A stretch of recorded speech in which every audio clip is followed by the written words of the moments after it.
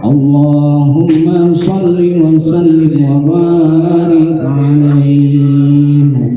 Wa ila hadratul susun sahibul fadilah al-alim al-alama Syekh Zainuddin Al-Malbari bin Syekh Abdul Aziz, wa narju bi barakati wa karmati Syekhul lahu al-Fatihah. A'udzu billahi minasyaitonir rajim. Bismillahirrahmanirrahim.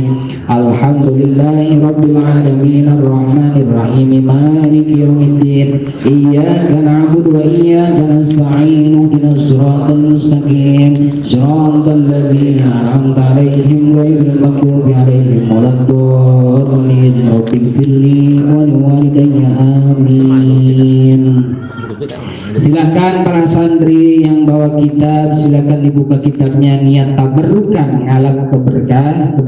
Arti berkah itu ziyadatul khairi, yaitu nambah-nambah kebagusan, itu hakikat berkah. Nah, salah satu jalan untuk menempuh ke Gusti Allah ada yang melalui syariat. Salah satu jalan untuk menempuh Gusti Allah ada yang melalui jalan thariqah, ada yang melalui jalan ma'rifat, ada yang melalui jalan hakikat.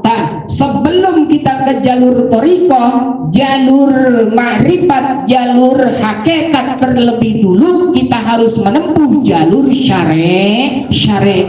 Syariat itu artinya apa? Syariat itu dari kata syari'un, artinya perjalanan. Thariqah artinya thariqun, perjalanan. Ngan kalau syariat mah jalan raya atau jalan rame. Kalau thariqah mah jalan sepi. Nah, jadi banyaknya orang menempuh jalan sepi apa jalan rame? Biasanya jalan rame. Nah, inilah ngaji fikih. Ngaji fikih nisbatnya ke syariat. Gitu. Kalau ngaji tasawuf nisbatnya ke qalbu atau ke hati. Nah, wajib kita menempuh jalan syariat, wajib. Contohnya begini, orang yang mau baru belajar sholat, yang harus pertama kali hal yang harus dilakukan oleh orang tersebut ketika baru masuk makom syariat yang harus ditelaah apa? Bacaan sholat. Jangan dulu ke qalbu, benar begitu tuh. Apa bacaan sholat teh? Seperti baca al-fatihah yang benar makhrajnya, tajwidnya yang benar. Kalau mau diwasal, kalau mau berhenti berhenti. Contohnya begini, iyyaka na'budu wa iyyaka nasta'in ihdinas. Kalau emang mau diwasal, iyyaka na'budu wa iyyaka nasta'in, begitu ya, jangan kecuali berhenti. Nah, jadi orang yang baru pertama kali menempuh makom syariat, ketika dia mau belajar sholat, wajib mengetahui hukum-hukum sholat, begitu seperti baca fatihah, doa ruku, kalau bahasa orang tua dulu mah jampe sholat, begitu. Nah, mana bacaan ruku, bacaan sujud, dan yang idal seterusnya. Nah, ketika udah menempuh melewati makom syariat, jangan ngurusin masalah itu, bahaya tuh. Tingkatkan kualitas ibadah teh kemana? Yaitu ke makom thariqah, yaitu ke makom qalbu. Paham kira-kira ya? Insya Allah. Berarti nisbatnya ngaji fikih teh kemana? Yaitu tentang syariat, masalah johir. Arti johir begini. Nah, seumpama kita sholat tidak menutupi aurat, itu sah atau kagak? Tidak sah ketika tidak menutupi aurat. Ketika udah rapi, udah beres, jangan ngurusin masalah aurat, jangan ngurusin masalah bacaan ruku, sujud, dan sebagainya. Atau tingkatkan ke makom qalbu supaya apa? Khusyuk atau tidaknya. Umur udah 70 tahun, umur udah 60 tahun, sholat masih nguruskan fatihah, apa bedanya mau bocah TK? Kan begitu? Nah, paham kan? Apa bedanya mau bocah TK, terkecuali kalau emang baru menempuh jalan syariat. Mafhum kira-kira ya? Insya Allah. Nah, jadi ada jalur syariat, ada jalur thariqah, ada jalur ma'rifat, ada jalur hakikat, begitu. Bismillahirrahmanirrahim.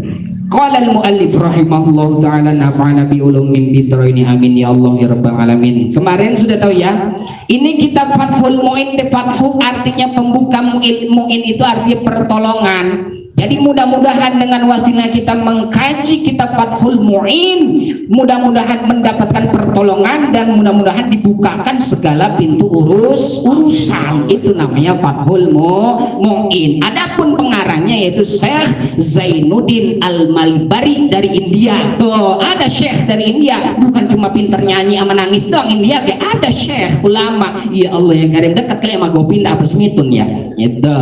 Ini Syekh Zainuddin Al-Malbari bin Kiai Haji Abdul Aziz. Nah, kemarin gimana? Ini masih muqaddimah. Muqaddimah itu artinya pendahuluan mengarang kitab. Ini namanya muqaddimah. Salah satu contoh seperti orang mau ceramah kan ada muqaddimah begitu ya. Itu ada baraatul istihlalnya kalau menurut bahasa mantek mah. Baraatul istihlal itu mengeluarkan suatu hadis, suatu ayatnya baris sesuai di makomnya. Seperti kita acara tahlilan berarti ngeluarin ayat tentang tahlilan. Ini mah acara tahlilan ngeluarin ayat tentang pernikahan atau ngecapro gitu. Itu namanya baraatul istihlal menurut ilmu mantek. Nah, lanjut. Nah, kemarin nyampe wabadu ya. Nah, sedikit ilmiah nih. Mohon maaf, kenapa saya yang pakai board sekarang begitu ya? Cuman sebatas omongan betapa nggak kepaham. Tadi kapur mana sih ya? Nah, kemarin nyampe wabadu. Ingat, telak mohon maaf, ini mah bukan lagi ngajarin, ini mah ngan sekadar muzakarah ya, tukar pikiran. Tapi insya Allah udah pada tahu ya, udah pada tahu. Takutnya ada yang belum tahu kan begitu. Yang belum tahu supaya tahu, yang udah tahu tambah mantep lagi ilmu dan keyakinannya. Nu mantap ini majlis darul mu'alamah, darul ada tempat mu'alamah saling memberitahu begitu.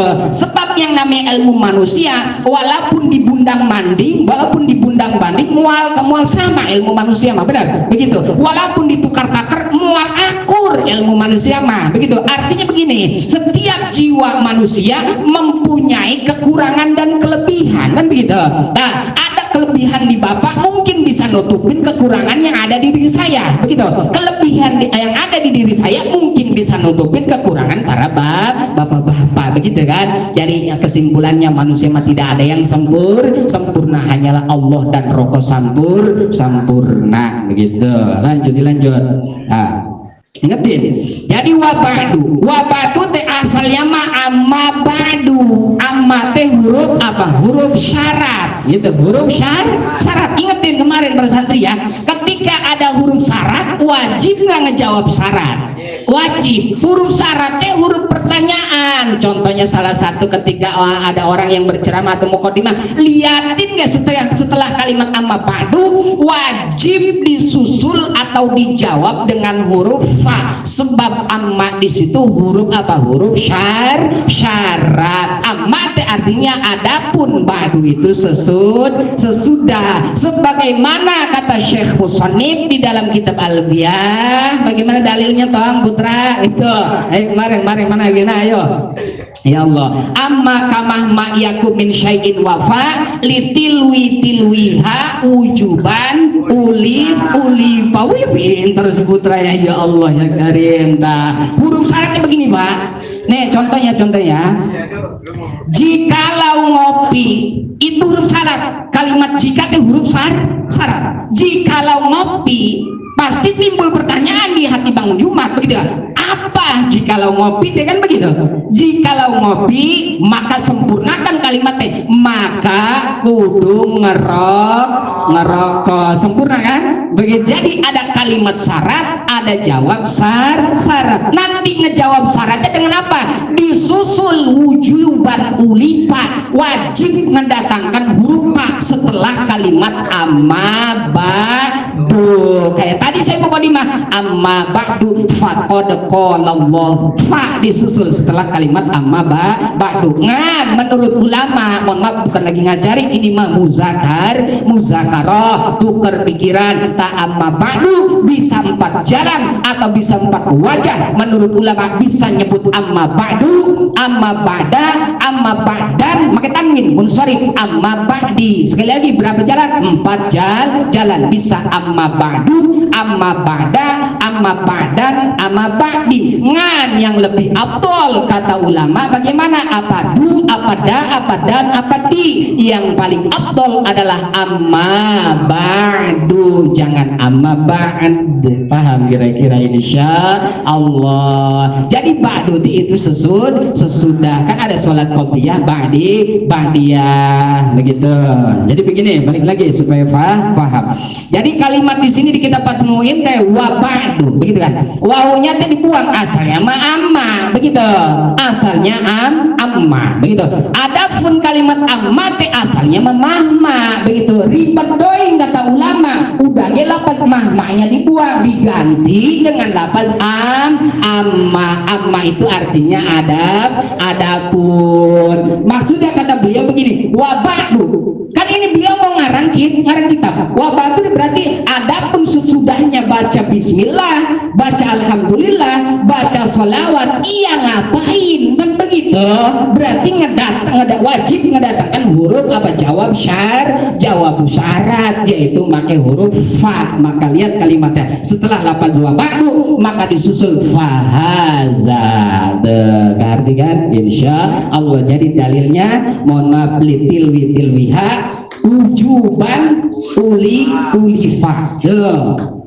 Wujuban teh kalawan wajib ya, ulifa ngedatangkan huruf fa setelah ada kalimat amma ba'du. Amma teh adapun, ba'du setelah saya mengucapkan bismillah, sholawat dan sebagainya. Kata ulama yang mengarang kitab, fahaza, maka di sini tafa teh di sini di mana? Maka ngejawab syarat dari amma sempurna. Jika ngopi maka kudu ngerokok. Begini mah contoh doang, contoh. Jika ngopi maka kudu ngerokok. Kopinya nggak ada, ini mana sedikit ini, ya Allah ya Karim. Sebab kalau misalkan syarat doang begini, di mana-mana itu diurus syarat. Di mana-mana ada si palis, iya ngapain di mana-mana ada si palis? Berarti butuh apa? Butuh jawab kan? Di mana-mana ada si palis, maka datang si putra, itu baru sempurna.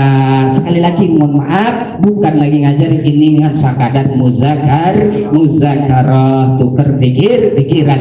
Jadi nyebutin kalimat amma ba'du, maka ketika kita lagi mukadimah atau berceramah gitu ya, sunnah nyebutin mau pakai amma ba'du mau kagak. Ngan ketika udah nyebutin kalimat amma ba'du, maka wujuban ulipa dengan wajib ngedatangkan huruf fa seperti mengeluarkan hadis atau Al-Qur'anul Karim seperti faqad qala Allah taala fil Qur'anil Karim. Ya Allah, mukadimah doang ya, belajar mukadimah ngaji itu 2 tahunan itu paling ya 2 tahun habis mudah beras 7 kintal begitu pesantren. Ya Allah ya Karim. Nah begitu.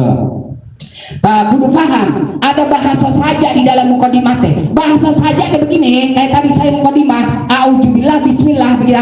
Kan ada orang yang mukadimah gimana, dengerin ya. Alhamdulillahirabbil alamin wa bihi nasta'in wa ala umuri dunya waddin sayyidina wa maulana Muhammadin wa ala alihi wa sahbihi ajmain. Kalau emang sukun kan semua huruf nunnya. Begitu kalau pakai nun semua. Sekarang kita ganti bahasa saja deh itu bahasa itu menurut ilmu mantek mah ganti, jangan pakai huruf nun, pakai hanya sukun semua boleh. Bismillah, alhamdulillah, wassalatu wassalamu ala rasulillah sayyidina Muhammad ibni Abdillah wa man tabi'ahu wa mau wala. Ujungnya sukun semua enggak? Sukun semua. Ujungnya huruf ha semua enggak? Huruf ha semua, supaya kedengarannya enakan ama mustami ama pendengaran teh jangan diacak. Ini mah alhamdulillahi wassalatu wassalamu ala rasulillahu, itu ngecap dong. Begitu itu bahasa saja.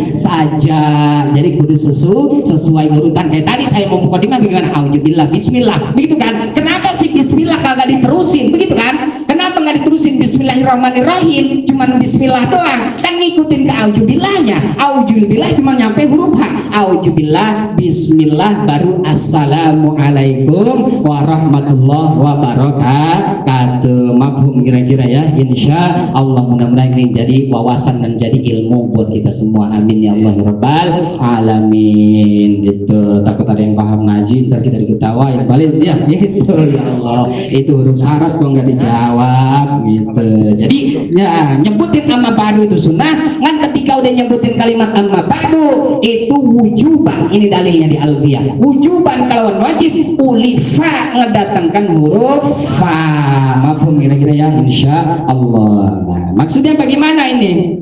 Kata Syekh Musonif di dalam ini kitab, setelahnya Syekh Musonif atau pengarang kitab menyebutin kalimat alhamdulillah, itu kan mau mengarang kitab ke wajib muji Allah dulu. Nah gitu, alhamdulillah wassalatu wassalamu ala rasulillah. Setelah muji ke Gusti Allah, wajib membaca sholawat dan syahadat kepada Allah, membaca sholawat kepada kanjeng Nabi. Kemudian disusul dengan wa ba'du, asalnya wa ba'du amma ba'du, cuman kalimat ammanya dibuang, digantikan dengan kalimat wawu, tapi tetap artinya mah huruf syarat. Adapun setelahnya begitu ya, adapun setelah itu, setelah membaca bismillah, sholawat dan sebagainya, kata Syekh Musonif pahaza maka utawi iki iku syarhun, yaitu mau ngarang kitab sarah. Begitu, sarah itu penjabarannya lebih luas, namanya sarah. Begitu, kitab teh ada tingkatan-tingkatannya, ada matan, ada syarah, ada hasyiyah. Itu kayak hasyiyah al-Bajuri ya, karangan Syekh Ibrahim al-Bajuri. Itu bukan cuma matan dan syarah lagi, tapi hasyiyah al-Bajuri. Balik lagi supaya paham. Jadi tingkatan kitab itu ada matan, ada syarah, ada hasiyah. Mafhum kira-kira ya, insya Allah. Lanjut pahaza maka utawi ikilah al-hadir bizihni, maksudnya mah istihdar bizihni, yang dihadirkan di dalam hati Syekh Musonif setelah yang mengucapkan alhamdulillah, bismillah, salawat dan sebagainya. Pahaza maka yang timbul terbesit di dalam hati Syekh Musonif, pahaza beliau mau ngarang kitab begitu. Pahaza maka utawi inilah kitab syarhun, yaitu kitab syarah, namanya Syarah Fathul Mu'in begitu. Iku mufidun kang maedahaken. Jadi kitab syarah itu mempunyai arti, mempunyai tujuan, mempunyai manfaat, namanya faedah. Mentak hidup itu harus berfaedah. Berfaedah teh bermanfaat. Jangan kayak kancing jas gitu. Kancing jas dibang disin doang, buat apa nggak bermanfaat gitu? Buat hiasan doang kali ya. Begitu, buat hiasan doang gitu. Jadi balik lagi, Syekh Musonif mau mengarang kitab ini, kitab syarah. Tujuan daripada kitab Syarah Fathul Mu'in itu mufidun, mempunyai banyak faedah atau manfaat, ala kitabi ing atase kitab ingsun, ngan sebelum beliau mengarang kitab Fathul Mu'in teh gitu. Beliau mengarang terlebih dahulu bi qurratil aini bi muhimmatiddin, yaitu ada kitab matan Qurrata Ayun bi muhimmatiddin namanya. Kitab apa? Kitab Qurrata Ayun. Qurrata artinya apa? Qurrata artinya kebungahan, kebahagiaan. Ayun itu mata. Kan ada yang sering kita baca di dalam doa, bagaimana tuh supaya mempunyai anak keturunan yang soleh dan soleha. Rabbana hablana min azwajina wa zurriyatina qurrata ayun. Qurrata ada kebahagiaan, ayun itu kata ainun, mata. Balik lagi supaya paham. Jadi Syekh Zainuddin Al-Malibari sebelum mengarang kitab Syarah Fathul Mu'in terlebih dahulu beliau mengarang kitab matan Qurrata Ayun bi muhimmatiddin. Muhimmat artinya kepentingan din itu agama. Nah begitu, balik lagi din kalimatnya. Dan kalimatnya din, ada juga millatun ya enggak, syariun. Din millatun syariun artinya itu kene, itu namanya lafaz mutarodif. Lafaznya banyak tapi maknanya itu kene satu, yaitu agama. Jadi jangan terkecoh. Milah artinya agama, syariun artinya agama, dinun artinya agama. Kalau dainun mah hutang hutang, al-wa'du dainun, janji adalah hutang. Ini mah din mah agama. Kalau dainun artinya hutang, paham kan? Insya Allah. Jadi sebelum adanya kitab Syarah Fathul Mu'in, terlebih dahulu beliau mengarang kitab Qurrata Ayun bi Muhimmatid Din. Begitu. Lanjut. Yubayinu kang mertelaken. Insya Allah pada pahamnya, diam-diamnya mah pada paham dong, ngantuk. Yubayinu kang mertelaken atau menjelaskan al-murada perkara kang den karep atau perkara yang dimaksud. Wa yutammimu lan bakal nyempurnaaken sapa sareh atau Syekh Musannif al-mufada ing perkara kang den alaf faidah. Wa yahsululan bakal ngahasilaken sapa Syekh atau pengarang kitab al-maqasidah ing pirang-pirang permaksudan. Wa yubarrizu lan bakal ngewartaaken atau ngakhabaraken, kabar berita khobar. Wa yubarrizu lan bakal ngakhabaraken al-fawaida ing pirang-pirang faedah atau manfaat. Alhasil kesimpulannya, numantak Syekh Musannif ngarang kitab Syarah Fathul Mu'in teh nanti di depan yubayinu al-murada, saya bakal menjelaskan perkara yang bakal dimaksud di dalam ini kitab. Begitu, yubayinu al-murad. Namanya al-murad itu perkara yang dikendaki atau yang dimaksud. Begitu. Wa yutammimu al-mufada, dan juga kitab Syarah Fathul Mu'in insyaallah yutammimu bakal menyempurnakan al-mufada akan makna yang mengandung faedah atau manfaat. Ini baru mukadimah ini Bang Jumat, baru mukadimah baru pendahuluan. Tenang ya tuh ya, pokoknya mah ngaji mah ilok sampai ke kiamat 3 hari lagi mau nonton nggak hatam Fathul Mu'in ya gitu. Ntar mengaji ke sana kalau udah keisi materi mah tambah resep itu, resep ngantuknya.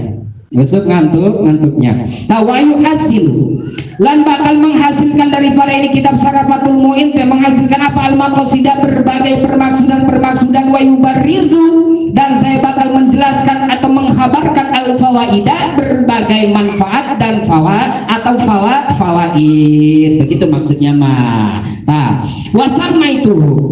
Wasamaitu lan ngarani sapa ingsun hu ing iya kitab bifathil aini kalawan kitab Fathul Mu'in, bisyarhi Qurratil Aini bi Muhammadiddin kalawan sarah kitab Qurratul Ainun bi Muhammadiddin. Nah, jadi wasammaituhu teh, nah dinamainlah ini kitab sama Syekh Zainuddin Al-Malbari, yaitu kitab Syarah Fathul Mu'in. Dari mana? Dari nukilan kitab matan Qurrata Ayun, bukan Qurratul Uyun. Gitu kan, ada kitab Qurratul Ayun, ada kitab Qurratul Uyun, begitu. Wa ana lan utawi ingsun, masih kata beliau kene masih pendahuluan. Wa ana lan utawi ingsun iku as'alu jaluk ingsun Allah ing Gusti Allah al-karima kang maha mulia. Al-karim itu yang maha mulia gitu.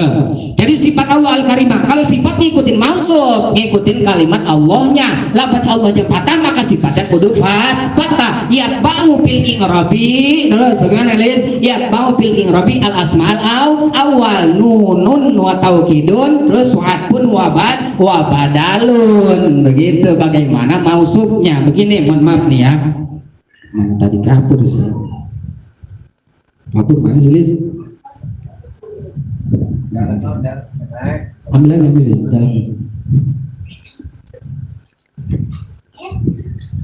Ada. Nih, mohon maaf. Please menghapus, mohon maaf. Ini lafaz Allahnya baris fathah.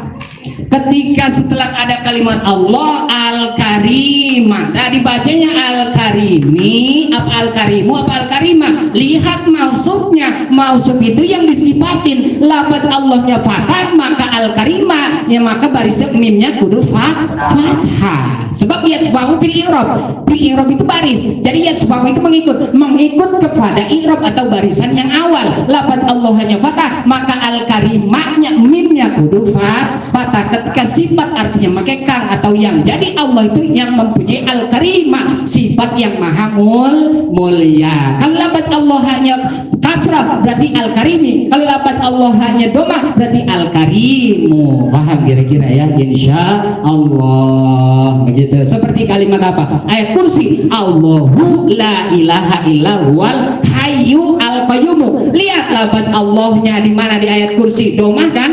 Domah, Allahu la ilaha illa huwa al hayyu. Nah, di huruf ya-nya domah. Sebab lafaz yu di sini ngikutin matsbu, yaitu ngikut ke lafaz hu. Paham kira-kira ya? Terus al qayyumu lafaz mu-nya ke domah karena ini sifat sani atau sifat yang kedua dari lafaz al hayya atau dari lafaz Allah, maka al qayyumu ngikutin kepada lafaz Allahu. Mafhum kira-kira ya? Insya Allah. Untuk jauh-jauh yang sering kita baca bagaimana? Bismillahi Ar-Rahmani Ar-Rahimi, begitu. Lafaz Allahnya kasroh, maka Ar-Rahmaninya kasroh, Ar-Rahiminya kasroh. Inilah yang disebut naat atau sifat. Kalau sifat bagaimana? Mausuf, kalimat yang awalnya, kalau awalnya fathah sifatnya kudu fathah, kalau awalnya kasroh sifatnya kudu kasroh, kalau awalnya domah maka sifatnya kudu domah. Mafhum kira-kira ya? Insya Allah. Mana tadi kita hadarat Allah alladzi la ilaha illa huwal hayyul qayyum. Bisa hayyul qayyum ge, bisa menjadi apa nanti. Jangan disalahin orang yang baca hayyul dan hayal, enggak masalah begitu. Kan yang lebih afdal al hayya al qayyum, sebab ngikutin maksudnya. Astaghfiru, aku minta ampun Allah ing Allah atau kepada Allah. Lafaz Allah hanya fathah, al hayya al qayyum. Jadi matsbu ngikutin kepada kalimat yang awal. Takut salah tafsir gini, al hayya al qayyum masih begitu. Paham ya? Inilah sekadar muzakarah. Lanjut. Nah, balik lagi. Jadi ana utawi ingsun teh saya, kata beliau, kata Syekh pengarang kitab. Ana utawi ingsun, ini kalimat isim domir bisa jadi mubtada hukumnya kudu domah, tapi enggak semua mubtada itu bisa domah. Kalau baca domah bagaimana? Anu, bukan ana, begitu. Karena kalimat ananya terdiri dari kalimat isim domir. Isim domir dari mana? Isim domir yang terpisah dengan lafaz as'alu. Ketika kalimat isim domir yang terpisah itu walaupun tarkibannya jadi mubtada, kan mubtada kudu domah, tapi enggak bisa dibaca domah karena kalimat anaknya terdiri dari isim domir sifatnya mabni, enggak bisa berubah walaupun tarkibatnya walaupun tarkibat atau kedudukannya pada ketika rofa atau domah, tetap baik dibacanya anak, enggak bisa anu. Anak ente itu isim domir, kan? Wa humahum hiya humahunna, anta antuma antum, anti antuma antunna, anana nahnu. Setiap kalimat dari isim domir dan juga mufassal itu terpisah antara lafaz anak dan lafaz as'alunya terpisah, kan? Itu terpisah. Nah, makanya ketika ada kalimat isim domir yang terpisah itu boleh dibikin mubtada nanti ngartinya pakai utawi, bahasa kita ini bermula. Mafhum kira-kira ya? Insya Allah. Tak ada kalimat dari isim domir cuman bukan mufassal tapi nyambung. Seperti apa? Tadi surah Al-Fatihah ya, an'amta alaihim, ala lam dengan lafaz him, alai dengan kalimat him, nyambung kan? Itu mutasil. Him tak isim domir, cuman isim domir itu kan biasanya bisa jadi mubtada karena berhubung lafaz himnya nyambung dengan lafaz alaihim, maka tidak bisa dibikin mubtada, enggak pakai utawi. Isim domir itu kalimat huruf isim domir, tak harkat daripada kalimat isim domir kudu apa? Wajib sukun. Sebagaimana dalil di dalam kitab Al-Biyah, wa kullu harbin mustahiqun lil bina wal aslu bil mabni ayyusakana. Nah, itu adalah padihum teh kalimat huruf isim domir. Setiap kalimat huruf isim domir, wal aslu bil mabni, asal daripada mabni, ngamalnya mabni ini kagak bisa berubah. Asal daripada mabni ayyusakana, maka baris atau harkatnya, barisnya harkat ayyusakana harus disukunkan.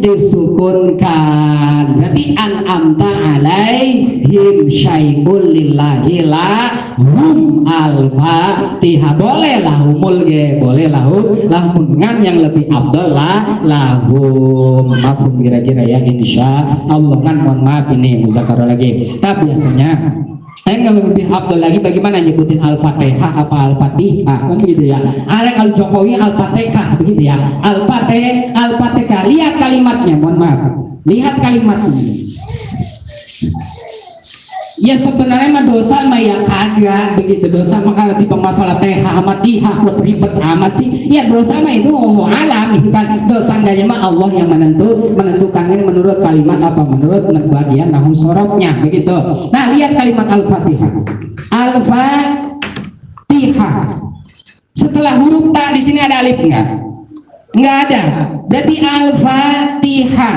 Huruf Arab mah jangan make paham? Al-Fatihah boleh bisa make kecuali di depannya ada huruf elat seperti qul a'udzu birabbin nas.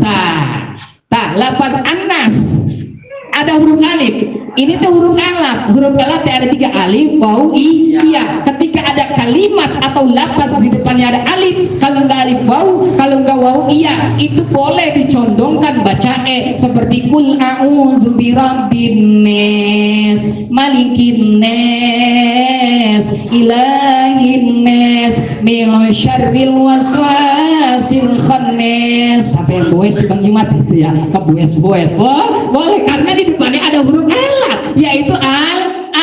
Nah, sebagaimana dalilnya wa hakaza badalu ainil fi'lin yu'alilu filtu kamadi khofwadin khof teh entengkan bacaan kamu wadan seperti lafaz wadan. Ini kita ngambil contohnya dari lafaz wadana. Lafaz wadana di sini ada alif nggak? Ada. Berarti boleh dibaca waden karena di sini ada huruf elah. Berarti lafaz wanes ngambil dalilnya dari sini khofwaden. Khof teh arti silakan entengkan bacaan kamu. Maksudnya yang tadi anas berbunyi a jadi boleh imalah, namanya ada di alfiyah bab imalah kul a'udzu birabbin nas. Kan muammar zepam ya yang tadi itu muammar zepam waduhe, iya kak, asalnya waduha kan gitu ya, karena di depannya di huruf he nya ada ada huruf elat. Iya berarti paham kira-kira ya, insya Allah. Berarti nyebutin Al-Fatihah jangan Al-Fatihah. Boleh kalau setelah taknya di sini ada alif kan, karena ta sama ha sama ta ini ngagabung. Mahum kira-kira ya, insya Allah. Ya ada pun dosa enggaknya mau wallahu alam kan, menurut ulama yang lebih bagus yaitu Al-Fatihah karena setelah huruf ta di sini nggak ada alif kecuali ada alif Al-Fatihah begitu ya. Paham ya kira-kira ya, insya Allah. Lanjut itu maaf ya, bukan lagi ngajarin Pak, kenapa sebatas ucapan takut nggak kepaham, maka saya tulis gitu. Jadi dalilnya bagaimana? Bisa dibaca huruf kayak wadduhe walaili idza saja ma wadda'aka rabbuka wa ma qala walal akhiratu khairul laka minal ula wa hakaza badalu ainil fi'lin yu'alfiltu kama di khaf waden kayak wadana, jadi bisa dibaca waden begitu. Wanas jadi wanes begitu. Lanjut. Nah. Jadi wa analan utawi ingsun iku as'alu jalu pitulung ingsun. Jadi kata beliau Syekh Zainuddin Al-Malbari setelah mengucapkan lafaz alhamdulillah, salawat dan sebagainya, beliau memohon pertolongan kepada siapa? Allah, kepada Allah. Tadi sifatin nama beliau Allah te Al-Karimah yang mempunyai zat yang maha mulia. Mafhum ya kira-kira insya Allah begitu. Al-Mananna turkang maha berehat. Al-Mananna jadi sifat sani, sifat yang kedua dari Al-Karimah. Al-Mananna turkang maha berehat ayya umma ing arab yenta nyumarambah atau ngumum akan so'ofu al-intifa'u ngalap manfaat bihi kalawan iku kitab lil khosoti kadwe wong kang pinter, khos orang pinter berarti lil khosoti kadwe wong kang pinter wal ammati lan wong kang bodoh atau orang yang awam. Minal ikhwani saking pirang-pirang konco itu bebaturan atau teman ikhwan. Minal ikhwani saking pirang-pirang konco wa ayuskina lan ing arep yentang ngenggon akan sapa Allah.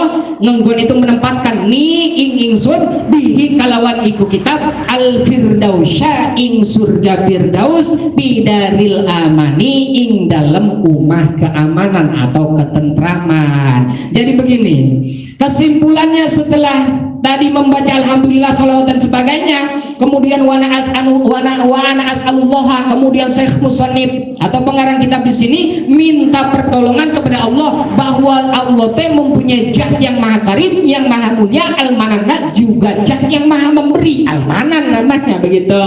Nah, jadi tujuan beliau mengarang ini kitab Syarah Fathul Mu'in ayyaum al-intifa, supaya mendapatkan manfaat umum. Bagi siapa manfaatnya? Lil khosoti wal ammah, bagi orang yang pintar dan orang yang awam yang mau ngaji kitab ini Syarah Fathul Mu'in. Berarti ada sebuah apa manfaatnya, yaitu kepentingan agama dan kepentingan sholat gitu. Maafun ya, ini masih pendahuluan. Lanjut. Nah, jadi manfaatnya bukan cuma lil khosoti, khusus bagi orang yang ngajar doang, kata beliau, al-ammah, khusus bagi orang yang mau ngaji begitu.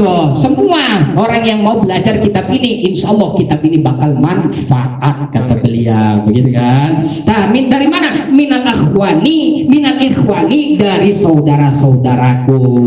Nah, selain daripada bermanfaat bagi orang awam dan orang pintar gitu, wa ayuskina, mudah-mudahan Allah bisa menempatkan, yuskin dari kata sakinah itu tentrem kan gitu kan. Mudah-mudahan rumah tangga kita menjadi rumah tangga yang sakinah, mawardah dan rahmah. Sakinah itu tentrem atau menempatkan, gitu sakin namanya, tenang, sakin deh. Jadi tujuan beliau mengarang ini kitab Syarah Fathul Mu'in deh, selain memberikan manfaat bagi orang yang pintar dan juga orang yang awam gitu, dari minal ikhwani, dari berbagai saudara-saudaraku, wa ayyuskinani, semoga Allah menempatkan kepadaku dan juga saudara-saudaraku yang mau mengajar, yang mau ngajar dan juga belajar ini kitab Fathul Mu'in, menempatkan di mana? Al-Firdausya, insyaallah bakal ditempatkan ke surga Firdaus. Surga Firdaus, surga yang paling afdol, kan sering dibaca setelah salat Jumat. Bagaimana? Ilahi rasulil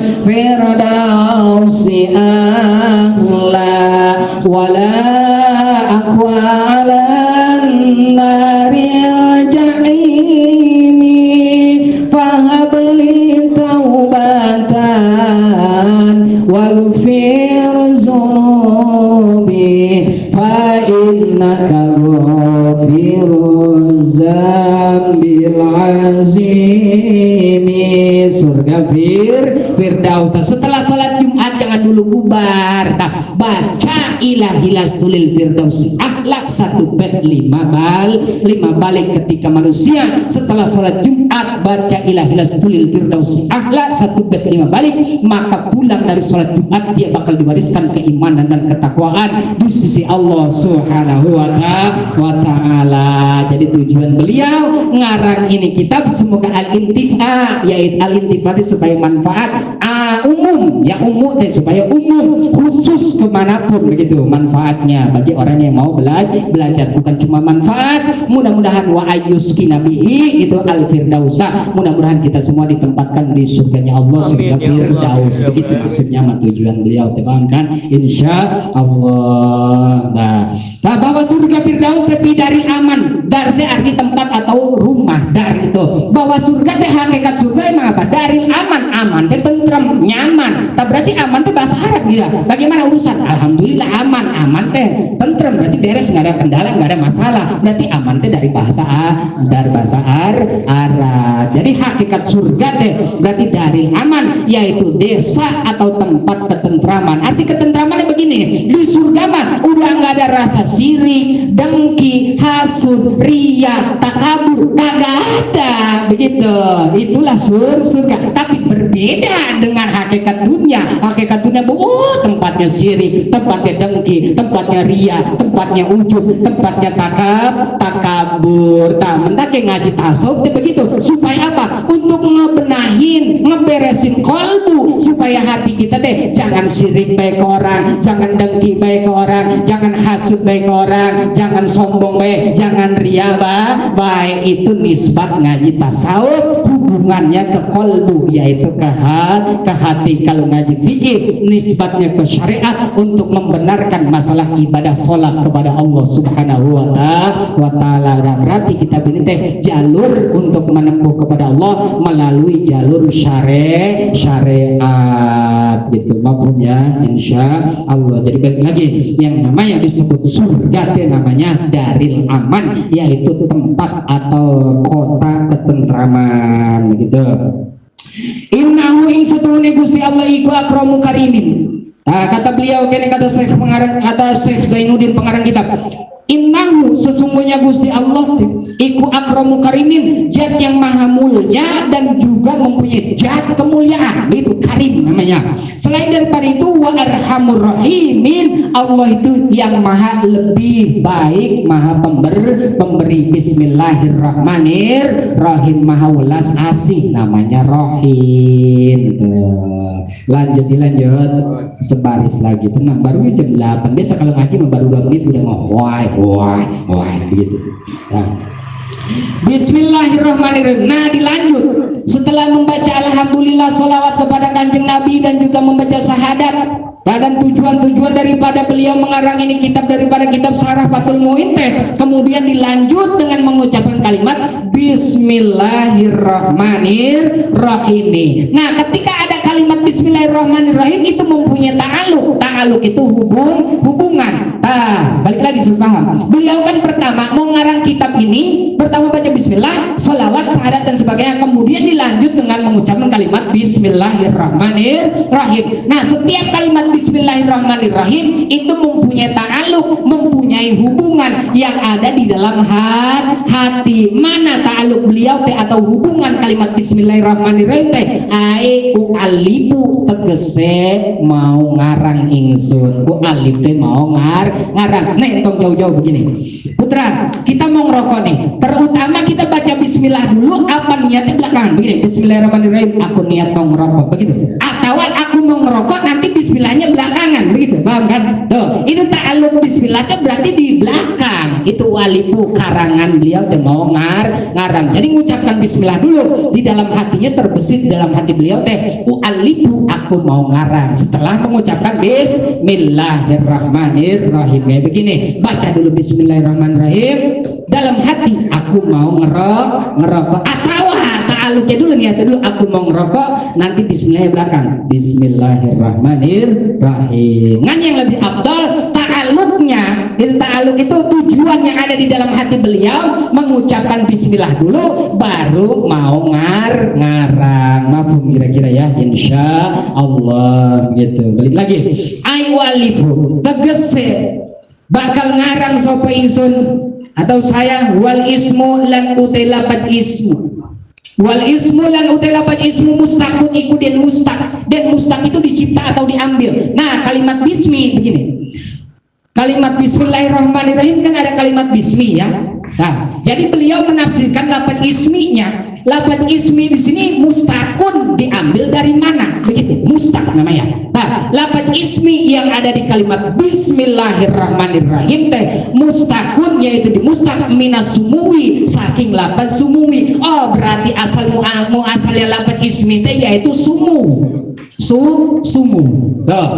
Lafaz ismi yang ada di kalimat Bismillahirrahmanirrahim itu mustaqun, yaitu diambil atau dimustaq minas sumuwi, dari lafaz sumuwi. Nah, terus lantas lafaz sumuwi kenapa sih beliau mengambil lafaz sumuwi bukan lafaz samun? Nah, karena lafaz sumuwi kata beliau wahwa lan utawi ila lafaz sumuwi teh iku al-ulu, yaitu mempunyai makna tinggi. Al-ulu namanya, al-ulu dari kata ta'ala, Allah maha tinggi. Jadi balik lagi, lafaz bismillah itu dimustaq atau diambil dari lafaz isumu, bukan wasmi, dari lafaz sumu. Takut ditanya apa sih asal muasal lafaz bismi, yaitu dari lafaz sumu. Terus mana sumu teh al-ulu, yaitu maha tinggi dan maha besarnya Allah Subhanahu wa ta'ala. Begitu maksudnya, paham kan kira-kira ya? Insya Allah. Balik lagi. Wa huwa lan utai lafaz sumu taiku al-ulu, mempunyai makna tinggi atau dhuwur. La minal wasmi, bukan dari lafaz wasmi gitu. Kalau wasmi mah bukan, tapi apa sumu tuh. Balik lagi, lafaz ismu diambil dari lafaz sumu. Nah, lafaz sumu mempunyai arti ulu, yaitu tinggi, bukan wasmi. Paham kira-kira ya? Insyaallah gitu. Sedikit lagi. Lantas kalau lafaz wasmi bukan sumu artinya apa? Kalau sumu artinya tadi tinggi, yaitu ulu. Kalau lafaz wasmi artinya yaitu al-alamah, yaitu menjadi ciri doang. Al-alamah iku al-alamatu menjadi ciri atau alamah. Wallahu lan utai lafaz Allah te iku ismu alamun isim alam. Ta lafaz Allah te kalimatnya isim alam. Isim te nama. Gitu. Allah itu nama bukan? Nama. Muhammad nama bukan? Nama. Begitu. Alis nama bukan? Nama. Ahmad nama bukan? Nama. Nah, jadi kalimat lafaz Allah te kata beliau begitu. Ini menurut jumhur ulama, menurut kesepakatan ulama, lafaz Allah te yaitu ilmun, yaitu isim alam. Isim alam te lizati menunjukkan karena zat al-wajibi yang wajib al-wujudi, wajib adanya Allah Subhanahu wa ta'ala, wujud tidak bakot. Sampai paham. Dapat ditanya, lafaz Allah teh ilmun, yaitu isim alam. Karena kenapa disebut isim alam? Lizati, karena menunjukkan sebuah zat gitu kan. Selain daripada zat al-wajibi, juga maha wajib yang disembah oleh kita semua begitu. Wa asluhu lan util asale lafaz ilah. Wa asluhu lan utai lafaz Allah asalnya ilahun, yaitu lafaz Allah. Nah, sekarang setelah tadi kan ngebahas lafaz ismi nih. Setelah ismi apa? Kalimat bismillah. Allah kan bismillah. Nah, kata beliau lafaz Allah te asluhu, asalnya lafaz Allah yaitu ilahun gitu. Kalau ilah ini masih nakirah itu masih umum kan. Ilah itu artinya Tuhan ada banyak nggak? Ada yang menurut keyakinan orang gitu ya, ada Tuhan Yesus ya nggak? Nauzubillahimin dzalik. Ada Tuhan tepekong, Tuhan berhala dan sebagainya. Tuhan batu ya, batu disembah-sembah. Bahkan korma dia disembah ya. Disembah sama siapa? Sama Sayyidina Umar. Itu korma dimakan. Ya Allah, Tuhan dimakan. Sayyidina Umar jawaban batu makan korma. Kan dulu kan sebelum beliau masuk Islam kan nyembahnya korma. Sayyidina Umar begitu ya. Korma ditumpuk-tumpuk disembah. Setelah ditumpuk-tumpuk dimakan. Itu Sayyidina Umar. Luar biasa Sayyidina Umar, Tuhannya dimakan. Ya Allah ya Karim begitu. Jadi kalimat ilah itu masih umum, belum ma'rifat, masih nakiroh namanya kalau kata bahasa santri, belum ma'rifat, belum khusus. Jadi balik lagi, lafaz bismillah. Nah, sekarang ngebahas Allahnya. Lafaz Allah teh wa asluhu ilahun, yaitu asalnya lafaz ilahun. Kalau ilahun di mana Tuhan. Nah, ada kalimat robun gak artinya Tuhan. Kan kalau robun mah Tuhan yang mendidik, Tuhan yang merajai, Tuhan yang menguasai, Tuhan yang memberi. Robun namanya. Kan ada kalimat-kalimat Al-Quran, tak ketika kalimat robun pasti ada kalimat berikutnya, Rabbin nas, Rabbis samawat, Rabbil alamin. Jadi balik lagi, antara ilahun sama robun artinya itu kene Tuhan.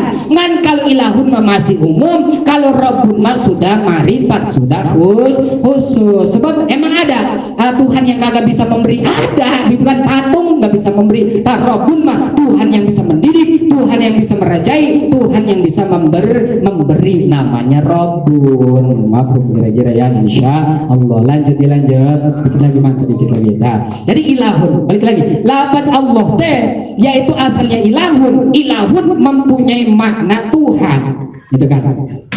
Kan di akhirat atau di alam barzah, alam kubur ya, marabbuka, siapa Tuhanmu? Berarti masih umum kan? Kalau misalkan malaikat nanya, siapa Allahmu? Lah Allah, gampang jawab begitu ya. Begitu kalau Tuhanmu masih umum, ya, artinya dia bisa ngejawab enggak, Tuhanmu siapa yang belakang ditanya malaikat begitu ya. Tuhanmu siapa? Jokowi ya, siapa ya? Begitu kan masih umum kan begitu. Ya Allah ya Karim. Nah, begitu. Jadi balik lagi, lafaz Allah teh asalnya ilahun, di mana Tuhan. Jadi ilahun masih umum, belum makrifat begitu. Nah, setelah kalimat Allah asalnya dari lafaz al-ilahun atau Tuhan, kemudian bagaimana kata ulama? Wa husibat summa uripat wa huwa lan mutalabat ilahin iku ismu jinsin, yaitu isim jenis berarti nama itu kan nama jenis. Kenapa disebut isim jenis? Karena Tuhan kan bermacam-macam, masih umum, tergantung keyakinan orang. Makanya labat ilah disebut isim jenis. Bagaimana itu supaya bisa ma'rifat begitu kan? Supaya bisa khusus nama ilah supaya menjadi labat Allah bagaimana begitu. Summa urifa maka den ma'rifat akan atau den khususkan bi al kalawan mendatangkan huruf al.